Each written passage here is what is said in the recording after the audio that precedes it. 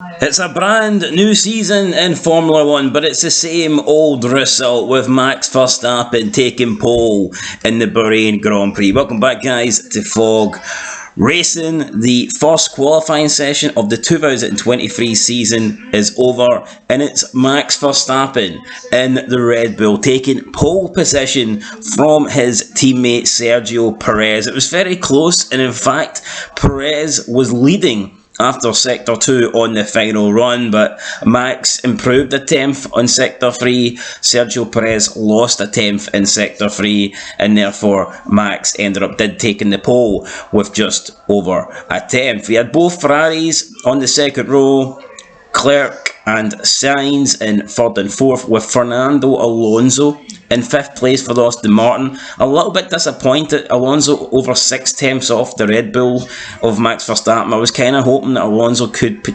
contest for pole position. It didn't happen, but it is what it is. And hopefully he can do better in the race. He seems to have better race pace anyway, so here's hoping that he can put in a fight. And I still think there is a podium for Fernando Alonso in the race, but it's gonna be hard for anybody, let's be honest, to beat Max Verstappen, especially with him having Perez, as his rear gunner in second place. But in Q1 it was Gasly, De Vries, Pistari, Magnussen and Sargent getting knocked out. Sargent was unlucky. He done an identical lap time to Lando Norris, but because Lando Norris done it first, Lando Norris sneaked through in 15th place, and Logan Sargent got eliminated.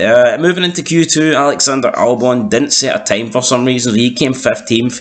Then it was Tsunoda in 14th, Wang Su in 13th, Valtteri Bottas in 12th, and Lando Norris in 11th place. Q3, it was a return to Nico Hulkenberg for Q3. And it was nice to see him get in there. He ended up finishing 10th, with Ocon in 9th. Lance Stroll in the other Aston Martin was 8th. So, not bad for Lance Stroll, to be honest. He was about half a second off Alonso, but still, the fact that Lance Stroll's in 8th place, it does show that this Aston Martin car is decent. Even though Alonso's getting more out of it, I think the car overall is pretty good. It probably, at the moment, I would say it's probably the fourth fastest car. I do believe it's behind Mercedes, but Alonso obviously is doing a job and he's getting it in front of the Mercs. Speaking of the Mercs, they were in 7th and 6th. Hamilton being outqualified by Russell, as we previously spoke about. Alonso in 5th. Second row, Carlos Sainz and Leclerc. Carlos Sainz, another one who was doing well up until the third sector on his final run, and for some reason he just lost it in the third sector. He lost about 3/10. He could have challenged for pole, but instead he didn't even beat his teammate when it looked like he was guaranteed to do it. So both Perez and Sainz losing a lot of time in their sector 3 on the last run.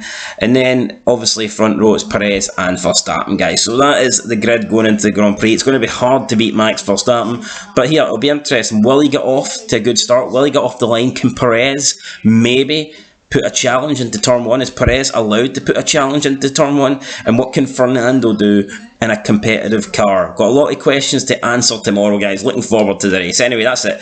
Let us know your predictions. We might do predictions later. So yeah, let us know yours down below in the comments, and I'm looking forward to the first race of the season tomorrow. Anyway, guys, that's it. Catch you in the next one. Been Fog Racing. Peace.